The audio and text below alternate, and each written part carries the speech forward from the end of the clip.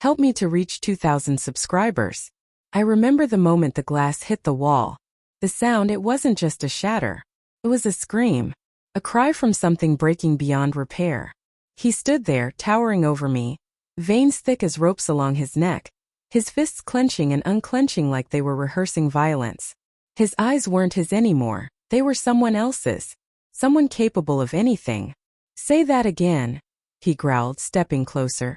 Say it again, Mia. And I did. My voice shook, but I made sure he heard it clear. I said I know. I know about her. That was when he smiled, the kind of cold, humorless grin that only a liar wears when cornered. Don't play games with me, he said, though his tone was almost calm now, which somehow felt worse. You think you know something, but you don't. You're just jealous, paranoid. The word paranoid stung because I'd spent weeks wondering if I was. The late-night texts. The whispered phone calls. The new cologne. The gym bag he suddenly carried everywhere. And then the smell, that faint, unfamiliar perfume that wasn't mine.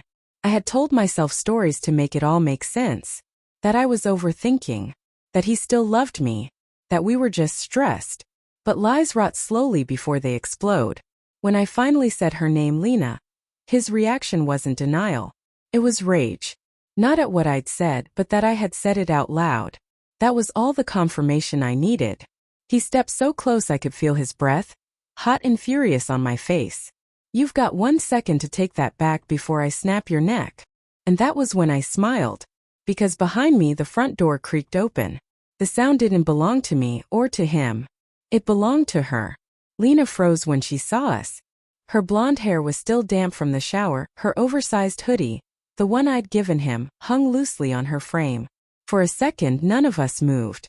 Then her eyes darted between us, realization dawning like a sunrise that burned instead of warmed. Oh God, she whispered. You told me she wouldn't be here. He turned toward her, his expression splintering into panic, then guilt, then something desperate and ugly. Lena, it's not. Not what? I said, my voice steady now. Not what it looks like. That's what you told me when you said she was just a friend. Lena looked at me, tears welling. I didn't know, she said softly. He told me you were separated. I almost laughed. Separated? What a convenient word for betrayal. Get out, I told her. My tone wasn't angry, just final. You don't belong in my home. She nodded, shaking, and slipped past him. When the door clicked shut behind her, the silence that followed was thick enough to choke on. He tried to speak, but I raised my hand. Don't. Just don't. But of course he did. They always do. Mia, I messed up, okay? I didn't mean for it to happen. It was just... She listened. You don't anymore. You've been so cold lately. I thought. You thought cheating would fix it? I snapped. You thought lying would make me warm again? He ran a hand over his face, pacing like a caged animal. You don't understand what it's like being with someone who treats every argument like a war. I stared at him, my heart breaking in slow motion. You turned our love into a battlefield, Ethan. I was fighting for us. You were fighting to hide. The air was so tense it could crack. He walked toward me again, his jaw set. You think you're innocent? You made me feel small. You made me question everything. For a moment I saw it, the truth in his words. Maybe I had pushed too hard sometimes, loved too fiercely, demanded too much honesty. But that's what love is, isn't it? A risk you take hoping the other person won't weaponize your heart. He stepped closer again, his shadow swallowing me. You really think you can just ruin my life and walk away smiling? And that's when I said it. Quiet, calm, and deadly certain. You already did that yourself.